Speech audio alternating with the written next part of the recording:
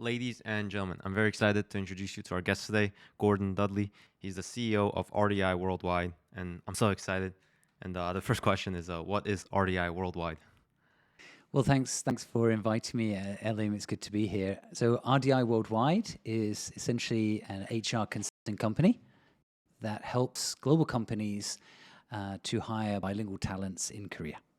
What would you say are the key takeaways and lessons you've learned from your 8 to 9 years of entrepreneurship, building RDI Worldwide, that you regularly incorporate into your daily work?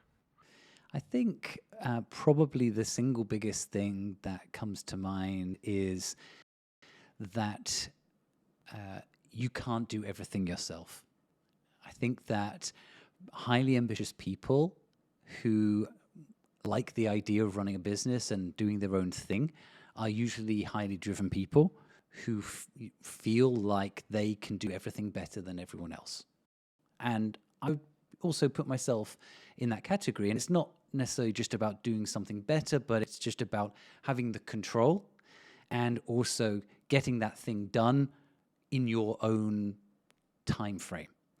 And the reality is that if you try to do that, you can never go beyond just yourself running the business. You have to expand the pie by bringing in other people who can help you, support you, and do things so that collectively you can achieve more. And what would you say are, since you're like a recruitment, since your company's around recruitment, what would you say are like ways to find great talent? Because I've heard so much horror stories in Korea as well of founders who have hired employees and they've taken advantage and they've done a lot of bad things. How do you find great talent? So I think the first thing I would have to say is that great talent is something that's subjective, and not every person who's great at something can be considered a great talent for every other company. So the first thing would definitely have to be in a particular case, in a particular scenario, what is the most important criteria to define that great talent for that role. And then on that basis, it's about matching those criteria. And I think that a lot of the time people underestimate the transferable skills, the so-called soft skills that we have. People usually want to just look at the hard technical skills. And if somebody has that, well, they can do the job. But the reality is that even if you have those very specific skills, you might not work well within that organization. You might not fit within that company culture. It might not be the right environment for that person to be productive, effective, and ultimately to be considered great talent. So I think it's not necessarily, it's not just black and white and easy to could kind of define like that. And I would say also that a large part of a great talent in terms of finding a good match is really based on what that person's expectations are. Like, everybody is going through their career, and their expectations of what they have from their job, from their work, changes over time. Somebody who has just graduated might have, one specific thing that they really want from their job, and 10 years later, it might be something entirely different. And so I'm always very careful to make sure that I know very well what that person's expectations are in terms of what they're looking for. And that can then very easily show, in some cases, that this particular job or this particular opportunity, which on paper they seem like a great talent for, is not a good match. And so that I think is also a very large part of successful matching of talents to companies. And what kind of, do you focus on big companies or small startups in RDI Worldwide to help with recruitment, would you say? So at RDI, we are ourselves a small boutique firm. And so for that reason, we are focused on smaller companies. Larger companies tend to have their own in-house HR. So that gives them less need to go outside to use specialist search services like ours. So it might be that the company is very large outside of Korea, but just has no presence or very small presence in Korea. So in that case, we're working with this large global company to their foreign office. But in terms of when it comes to Korea, they don't have any footprint or large presence, and that's where we can be of good help and support to them. Would you say it's more about like trying to reach out and find people when you're trying to recruit great talent, or is it more about building your company and making it look very nice so they would come to you, would you say? I would say that it is a combination of both. Broadly speaking, the more senior the position, the more we have to do headhunting. That's literally targeting who the right person is for this position, and we go out and try to see if they're going to be a good match for the role. The more junior the position, the easier it is to simply have people apply, what we say is, cold inbound applications from anywhere. But with that being said, the more that we have developed the brand and have a track record and an awareness of the fact that we work with really good global companies and the types of jobs we have continues to make us have the opportunity to have people apply directly to us. And so even just recently, I was working on a project. It's a country manager search for a global company in Korea, and one of the top candidates simply approached directly to me, seeing that we had this position available and that they would like to go for it. So definitely you can achieve more by building the brand and having that awareness that we are a place for good jobs. But ultimately, in terms of the actual placed candidates, the ones that we're successful with, I would say the highest proportion are ones that we have scouted and prepared to we've identified them as the right kind of talent. Where would you say are platforms? Would you say LinkedIn is a primary platform, or are there other platforms where recruitment is generally done in, would you say?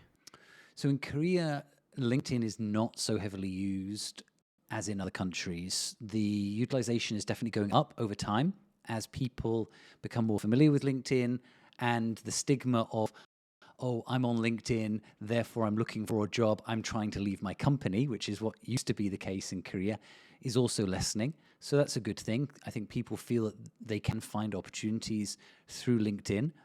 But for us, it is one of many sources that we use. And probably, if not as strong as LinkedIn, are direct referrals, so personal referrals.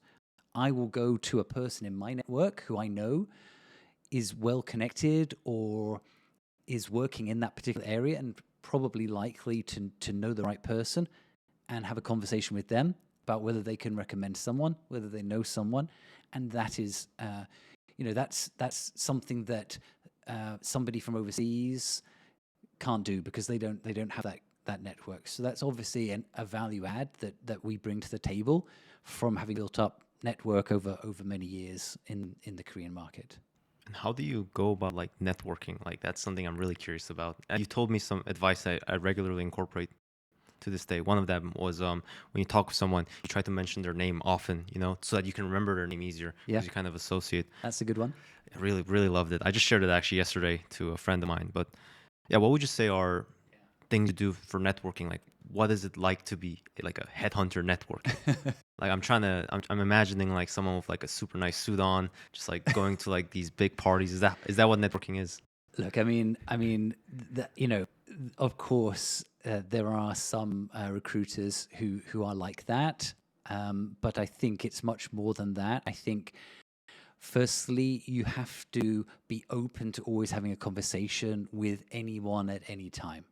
It might be that the person who is sitting next to you in some public restaurant when you're having a meal turns out to be a future candidate or a future client. So one element I think of good networking is always being open to having a conversation, and also not putting too much prejudice on that person in that moment. When you meet them, they might be having a certain role or a certain position, but maybe you know them, and a few years later, they got promoted into a senior position, and now they're your client. They can become your client. So that also, I think, is another part of it. I think also then, um, maybe in Korea, a lot of people just like to collect business cards, right? They want to get a business card firstly before really making any kind of connection, and get the business card and they do nothing with it. So I think being a little bit systematic with how you organize your network, and in order to be able to access that. So one of the elements of the science of networking, if I can say it like that, is that you need your network to be active. There's no point being connected with 1 million people if you don't actually know any of them, you haven't talked with any of them or had any contact with them for years. So it's like the size of the network is important, but also the level of activity and how active it is also very important. So that's about continuously reaching out to people, keeping in touch with people, perhaps acknowledging when they have a change in their career or their job, congratulating them, or those kind of things. Or some people use birthdays as just a good way. They find out when their birthday is, and they use that as a trigger to get in touch with them, wish them happy birthday. So just continuously keeping in touch. I think those would be some of the key things that I would say to be good at networking. So that would be your systems, what you would say. Systems are those birthday things. Yeah, I think that's one of the practical things about it. But I think first and foremost, it doesn't matter how good your system is if you're not open to having a conversation with someone and not necessarily thinking that there is a direct outcome from that conversation. Don't be transactional about it. Some people find out that you don't work for a big company, they just literally stop talking to you. But, some people have that impression. Some people find out that you're if you're in a country but you're only visiting, they're not interested in talking to you because you're not based there. Like these kind of things, like that doesn't make sense to me. And another question is being open, right? How do you manage that because there's probably a lot of people reaching out to you and you have a limited amount of time. How do you then decide who I'm going to meet and who I'm not going to meet? Or do you think you can always make time? That's a tough one because you're right. I do get reached out to a lot. So to anybody who is watching this podcast who I have neglected to reply to, my apologies. First of all, because you're right, it is pretty much impossible to reply to everyone. I do try my best to do that, but I think that one part of it for me is how much effort has the person made to make the contact to me is how likely I am going to respond. If someone says, hi, Gordon, I see you're based in Korea. I want to get a job in Korea. Let me know when we can talk. I'm not going to reply to that, right? But if someone takes the time to actually write a pretty lengthy, personalized, message about why they're contacting me, what their situation is, why they would like to have a conversation with me, then all of a sudden I'm much more likely to reply. And I would say that for that kind of message, I'm a very high level of response. But I do also think that, maybe from the goodness of your heart, you fundamentally want to reply to everyone. But at the end of the day, we also have to, when running a business, be very rational about what is adding value. And so I think sometimes you can find ways to respond to many people with something that's helpful without necessarily having to have a one-on-one conversation. So I think if you actually just think about having different responses according to the situation, that can be a good thing. So, for example, people, if they reach out to me and they're just looking for a job and they're not a potential candidate from our perspective, then I can just share them some of my YouTube videos that I've made in the past which have some tips and information about what they're looking for. So I just direct them to that and say, have a look at that, and hope that's helpful. So at least, even though I'm not maybe putting an actual time for them, I've already helped them in some way Through your content. through content. Or sometimes it's about connecting them on with someone else. I'm sorry, I can't help you, but have a chat with this person. They might be able to help you. That's a good way also of helping people. I love to kind of go back. You mentioned there's different senior level and more junior level. Senior level, you reach out. What's the process like reaching out to senior level candidates to help them with recruitment? Like, do you just say, hey, what's it like? Because they're more busy, I'd assume. And so I think the funny thing is that people expect that the more senior the person, the less likely they are to respond, or the less open they will be. But it's actually the opposite way around. really, wow. The more senior you are in the organization, the more it is part of your job and your mission to forge new connections, drive new business, build relationships, represent the brand. All of these things are around kind of having conversations with people who are in some way connected. And so in that sense, it's actually easier to speak to more senior people than it is to more junior people who are very much have a clear job description. Maybe they're literally full at their maximum capacity within their working time allocation and have no capacity, and neither are they even evaluated on doing these things which are not part of their direct job. In the Korean context, people always say that it's like the manager level, so not junior manager or assistant, and not the senior director or executive level, but the manager level, which really does all the work. They are the hardest working and the most value generating within a business. That's what people say within the Korean context. And would you say it's different than your background is from Britain? So would you say it's different in Britain, would you say? Well, it's definitely less hierarchical. So I think that, you can have a very highly effective, highly ambitious, great performing junior person who does way more than people who are more senior and experienced.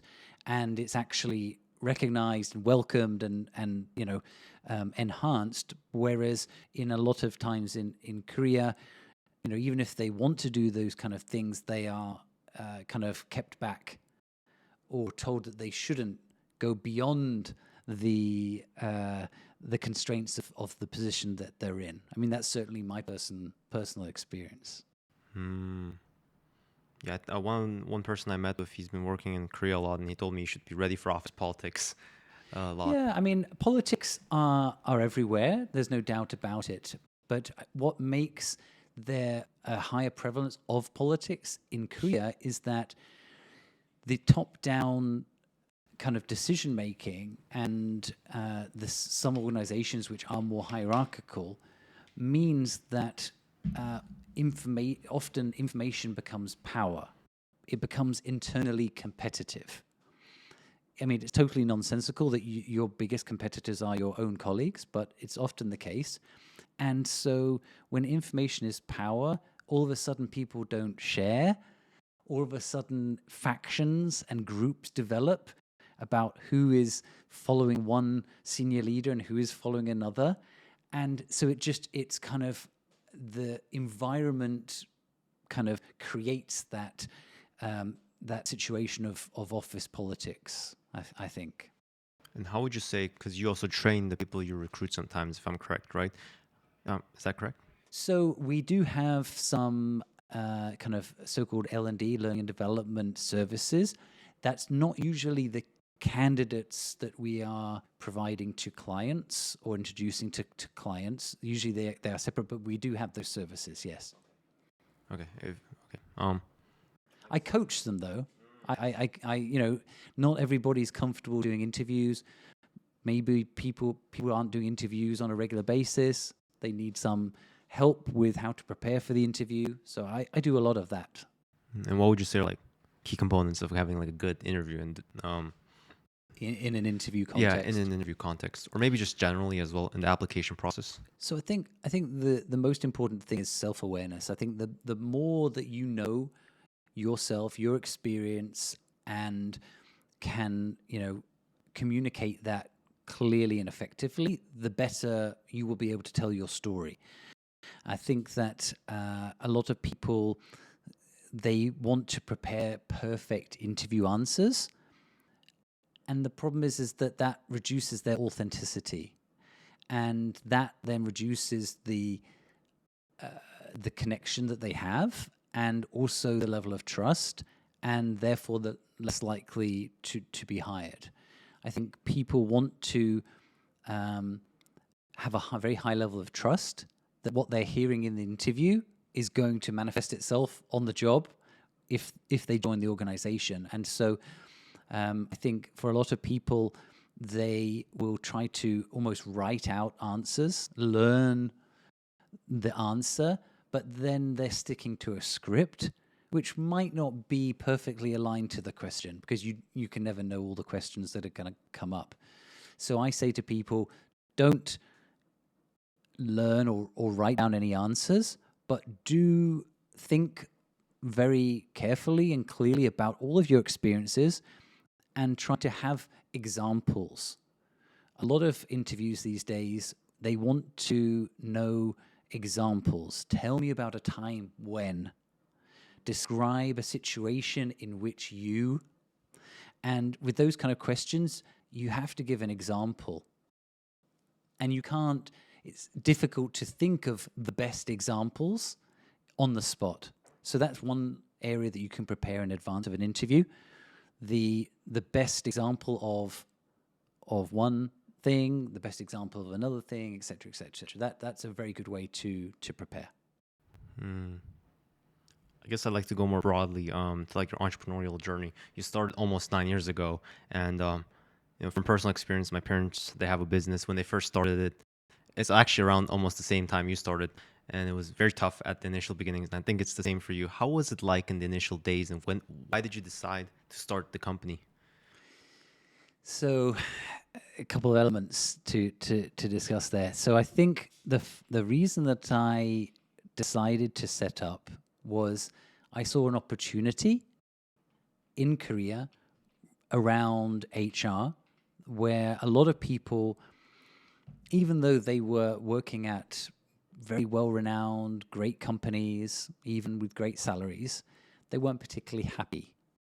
They weren't necessarily engaged. And so I wanted to, at a very high level, as a kind of like mission-oriented level, help people to work better, to enjoy their work more, to have a bit more purpose in what they're doing, therefore become more highly engaged, therefore become more productive, therefore become more successful. And so, that came down to better matching of people to jobs.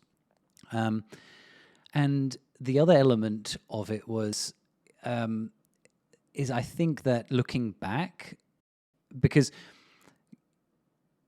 you achieve, like, the more you achieve, the more you feel what was it that I was doing for all that time before? Like, you're achieving more and more of like a much bigger magnitude. And when I then look back and I think, what was it that looking at the numbers of what we did in like the first year, I'm like, what did I do? What did I actually do in that period? Makes me also kind of think about how it is to run a business. And when you first started, how did you like get your business off and running? Would you say, because that's like very difficult for a lot of people I meet when they try to start a business? What would you say? Right, and so a lot of people try to like kind of soft launch, get things going, or even they start something alongside their job. I think that there's pros and cons of both ways, but I think that sometimes you have to cut that cord. You have to burn that bridge, fully commit to going into running a business in order to make it happen. So in that way, I was not already getting clients. I was not already building my business whilst I still had a job, because I worked for a number of years for large companies. So in that sense, it was starting from scratch on day one. And we just started trying to, do outreach, make connections, try to offer our services. I guess we followed the Richard Branson, the founder of Virgin Group's kind of mantra, which is, when you're running a business and some opportunity comes along, say yes first, and then work out how you're going to get it done. So I think maybe in the first year or two, it was a lot of that.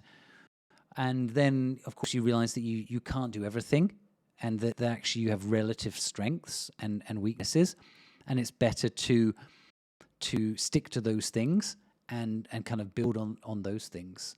But yeah, I mean, initially we just took any kind of projects we could. And it was 9 years ago, so it was a lot different back then. There's not as much foreigners 9 years ago, would you say? Less foreigners. Korea was less like on the map as like an attractive place. The soft power of Korea was a lot less at that time. The startup ecosystem was still very, very early and tiny compared to what it is now. Yeah, a lot of things were different then. And what was your reason for coming to Korea?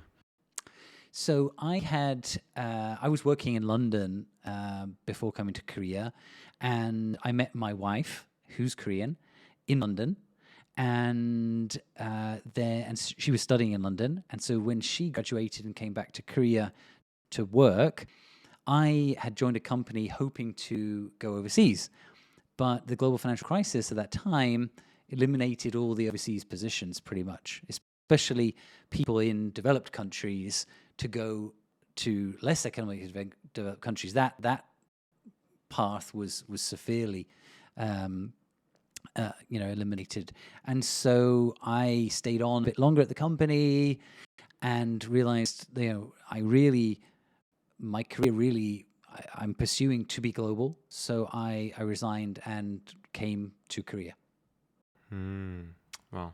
And then you worked for a number of years in Hyundai as a global international manager. You also worked for K Startups and British Chamber of Commerce. I think you still are a part of it. What was the K Startup like? I'm curious that specifically. K Startup, or the startup ecosystem you're working in. Right. So that was once I had started RDI and K Startup Challenge. I was like a mentor, kind of advisor for some startups. That was brief at the start of my business. Again, an opportunity to get exposure to startups, to understand the startup ecosystem a bit better, and also just to help, because I already had many years of corporate experience. That's something that I could lend to startups who were kind of starting their business. Or not even at that point, still at the kind of planning stage and really looking at what they might do. You are also a podcaster like me. You have the Get Stuff Done podcast, and you're almost at the same episode as me. How has it been so far, and what would you say are the reasons you're doing it and things you've learned from it?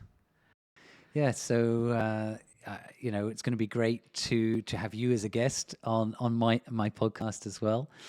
The Get Stuff Done project was something that I started last year when actually it was a friend of mine who I hadn't met for since COVID. So it'd been a number of years. He had gone on to work overseas, and we met up again, and he found out that I was still doing RDI, but that since COVID we had reduced the L&D side, the training side had been reduced, and that was literally because of COVID. Like we could not do face-to-face training at that time.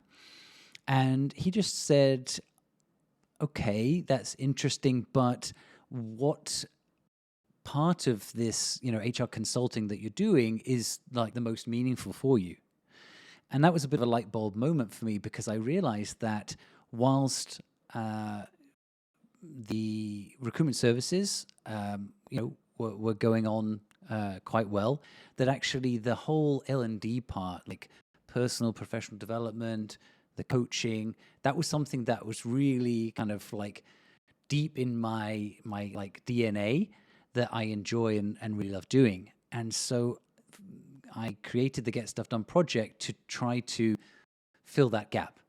So keep RDI as purely recruitment services, and then in a more free and unconstrained way, start the Get Stuff Done project. And so that's how it got kind of oriented around a podcast as a primary kind of way to promote and just produce content, talk to leaders in their field about getting stuff done, and how they've become successful. And so that's one part of it. And then the wider part of it is the coaching that I do for individuals, for teams, also career coaching. Like that is the kind of the service of the Get Stuff Done project.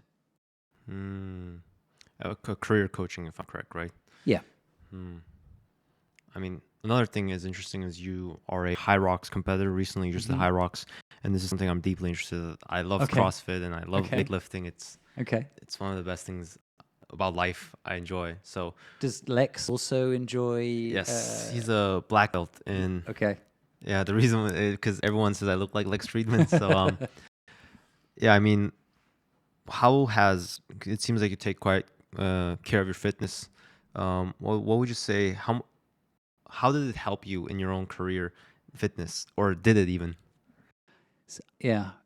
So I've been a dad for 9 years now. My oldest child is 9. Congratulations. And I think that once you get married and have kids, it can be increasingly difficult to carve out time to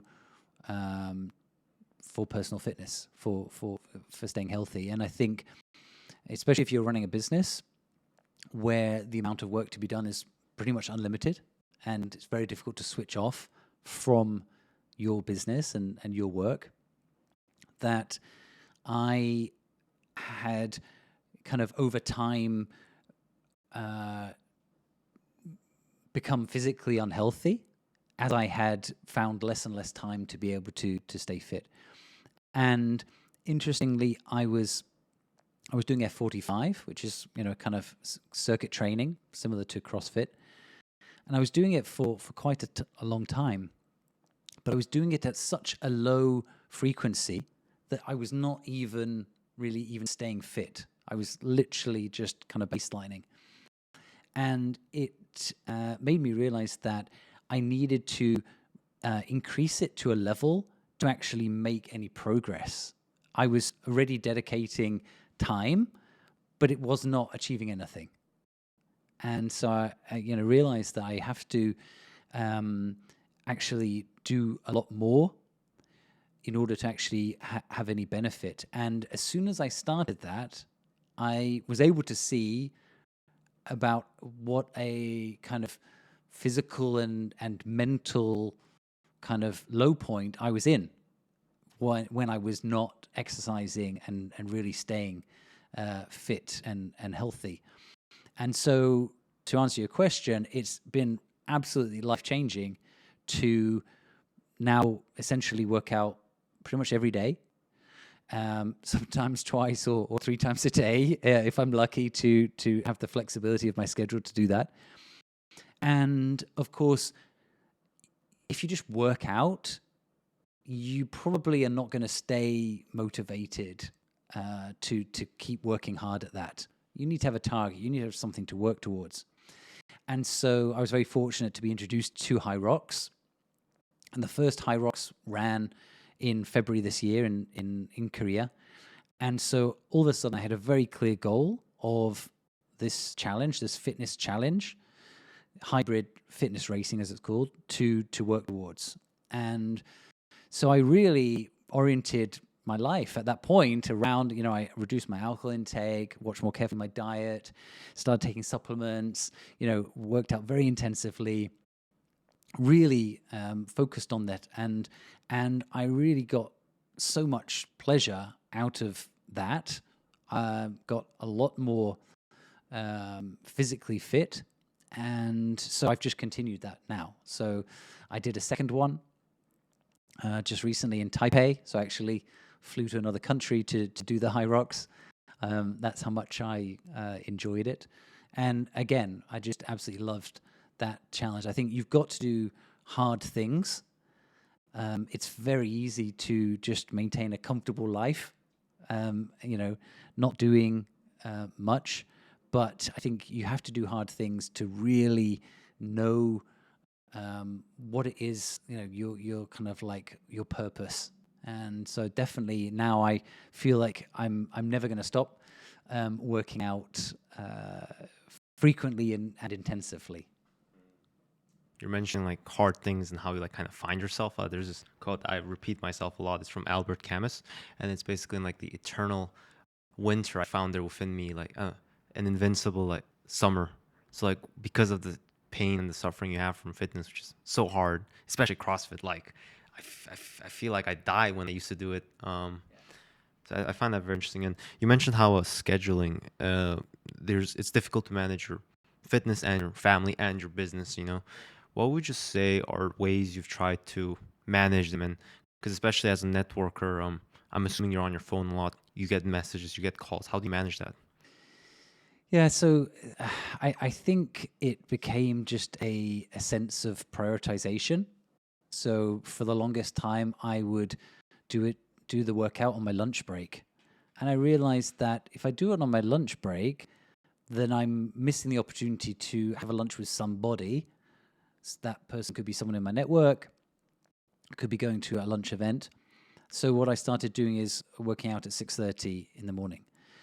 But to get to that 6:30 class, I've got to get up at 5:30 in order to make it there on time. So obviously, I've kind of reshuffled my schedule to say that for me it's worth it to get up at 5:30 in order to work out, so that I can still get to my office by 8 and start work.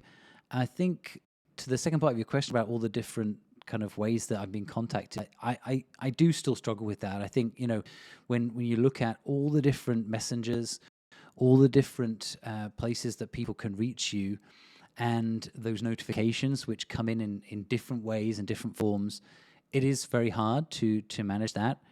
And I would say that even with a very strict notification management, I am still sometimes easily distracted.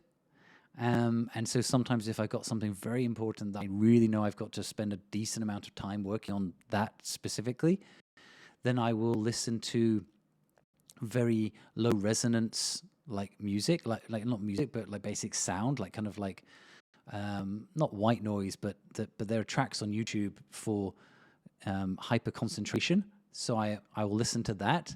That just blocks everything out, and then I get it done. So like responding to your message and stuff. No, filtering out all those messages which don't need to be responded to instantly, even though that's the temptation. Coming back to it later. So it's like with email, you can check your email 200 times a day, or you can check your email twice a day and very rapidly respond to everything and get rid of everything that you don't need to. So like email as an example, rather than having your email open the whole time and seeing something come in and then immediately responding to it, which you don't actually need to do, having it just a couple of times, maybe 3 times, depending on what your work is, and seeing it and then responding and managing it accordingly within those fixed times. I guess going back to business is just something interesting. Is you recruit employees for your own company, which helps recruitment for other companies. Exactly. How do you hire great recruiters? Would you say for your own company? Well, yeah, sometimes I say it's a bit ironic that I mean, obviously it's much easier to help other companies hire than to hire for myself. But I try to adopt the same kind of principles. I'm a big fan of the DISC profile, the DISC profile, which I think is very good to understand a person's kind of like way in which they work. So I often will give that test to people that I'm considering to work with. But again, like I mentioned before, the most important thing is the motivations. What is it that person is motivated by? Why is it that they are interested to work at RDI? And then based on that, decide whether they're going to be a right fit or not. So you use like a similar process where you recruit for your own company As much as possible. as much as possible. I think the single biggest difference is that ultimately I have to like the person when I'm recruiting for RDI. I don't necessarily have to like the person if I'm recruiting for my clients. I see. Because if they're for a different company, their team culture, they might be a good addition and they might be likable to the owners there, but not for you if it's for your own company. Sure. I mean, they could be a very specific kind of person that I just absolutely not the kind of person that I enjoy spending time with, but that's not a problem because they're not going to be working for me. They're going to be working for that company, which if I evaluate that to be very, appropriate and a good fit, then that's all fine. But when it comes to us, obviously we're a small team. I've got to, work closely with them, and we have to get along well. So smaller teams need to really also focus on getting along well more than bigger companies, would you say? Because No, I think that big companies are made up of, divisions and departments and teams and sub-teams and project groups, and those groups, the smallest groups, also need to get along well together. But I think that there is scope for people if they don't work well together, they can move because the company has room to shuffle people around. But in a small company, that's not an option. another question, I like this question, is because right now I'm early on in like entrepreneurial like life journey. There's a lot of decisions I need to make, and with social media and stuff, there's literally hundreds of thousands of videos about what to do, different advices on what to do. Where do you go for like advice on your decision making for business specifically, would you say? And maybe more generally just in life, where do you go for, like, do you read books or do you have mentors, or I'm not sure. Yeah. So where do I go? I think the over my entire adult life, definitely the most amount of information, valuable information that I've acquired, which I have kind of taken on board, has been from books. I think that when you are really selecting a book, or it's been recommended to you, and you can then decide whether this is going to be a good book for you in that particular situation, it allows you to kind of like prime your, how motivated you are to read it and at what point when you kind of need it. So definitely over the course of my adult life, I would say books. But maybe in single kind of cases, the most valuable kind of help that I've got has been from mentoring programs, masterminds that I have paid to be a part of, because running a small business is probably more about mindset than it is about physical processes and systems. Because you can do anything you want, and on a daily basis you have too much to do. So you've got to have a very certain mindset to be able to approach the right things and do the most valuable things based on the limited time you have. So that's one of the key takeaways that I've got from masterminds that I have participated in. Usually it's people who, they're not telling you anything you don't already know, but they help to kind of shine a mirror, or like put a mirror in front of you to make you realize that what it is that you're not doing. So you might already know it, but how do you then start going about doing that? And so that's definitely one of the most valuable helps that I've got in my career. What would you say is like a good example that you can share of like one thing you've learned and self-reflected because of a mastermind that's helped you? The first one that comes to mind is just 3 words, which is time kills deals. Time kills deals. Basically, if you are not quick enough, and quick enough is subjective, but in the mindset of the customer or the counterpart or the partner, whoever that might be, then you will lose deals. I think that in the business that I'm in, we are always trying to find the best talent in the quickest possible time. Usually companies are coming to us because they've exhausted all other channels and they cannot, achieve that recruitment that they're trying to do, and they come to us to get it done. And so it's on us to do that in the quickest possible time.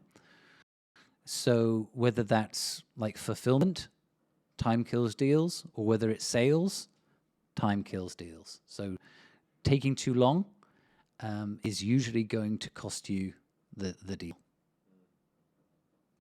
I mean, the last question before the last question is Okay. just, you mentioned some of the books. What are some books would you say you really learned a lot from? I think the first one that comes to mind is Ram Charan's Leadership Pipeline. He talks about how every level of leadership is like a totally different set of skills that's needed. So self-leadership, managing a team, and then like a leader of leaders, and then a leader of a company, like totally different skill set. That would be one that has been that I've read multiple times. I also was very highly impressed with the book about Netflix culture, No Rules Rules, which was written by the founder Reed Hastings and also Erin Meyer, the INSEAD professor. And that's really about the cultural journey that Netflix has been on in their company development, which is also really, really insightful. And maybe as a third, I will reference again Richard Branson, his autobiography of his life. Which one? I remember I read the First one, which is something like... Is it The Virgin Way? Virgin Way, that's right. Yeah. I think that one just, him sharing the things which he did and the things that he set out to do without having anything, set up, or, no big investment, definitely was very inspiring for me. I see. Well, I guess this is the last question. I guess there's a lot to learn from you. I wish I had more time to ask more questions. It is, if you can travel back in time to when you're 17 years old, what would you tell yourself? Well, if I'm traveling back in time, I wouldn't be telling myself, right? But I would be like, in that moment. I think that I would try to take a longer perspective on time. I don't know if it's a cliche, but good things come to those who wait. I think that it's very easy to try to want to get results immediately, and I think the reality is that if you just consistently work towards something over a longer period of time, the final result is bigger. So I think I would try to be less impatient when it comes to my work and my career. That's a first. I haven't gotten that advice. Interesting. Well, Gordon, I'm so thankful for your time. And the next I'll be on your show, which I'm very excited for. And I'm really Okay. thankful for your time. Thank you, Gordon. Thanks.